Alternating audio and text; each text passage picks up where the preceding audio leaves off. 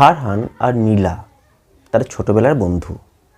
নীলা সবসময়ই বলতো, ভালোবাসা মানে শুধু সম্পর্ক নয়, ভালোবাসা মানে একে অন্যের পাশে থাকা। ফারহান কখনো সাহস করে বলতে পারেনি সে নীলাকে কতটা ভালোবাসে।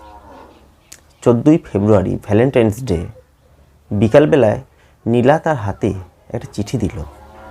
তাতে লেখা ছিল, তুই আমার সেরা বন্ধু, কিন্তু জানিস কখনো কখনো বন্ধুত্বের ভেতরেই লুকিয়ে থাকে সবথেকে গভীর ভালোবাসা।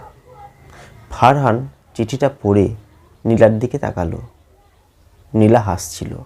সে বুঝতে পারল কখনো কখনো মনের কথা না বললেও কেউ কেউ সেটা বুঝে নিতেও পারে। ভালোবাসাকে সবসময় জোর গলায় প্রকাশ করার প্রয়োজন হয় না, তা বুঝে নিতে হয়। এই হলো আজকের ছোট্ট গল্প। বন্ধুরা, কেমন লাগলো আজকের এই গল্পটি কমেন্ট করে জানাতে ভুলবেন না। যদি ভালো লাগে লাইক করবেন, ভিডিওটিকে শেয়ার করবেন আর অবশ্যই চ্যানেলটিকে ফলো করবেন।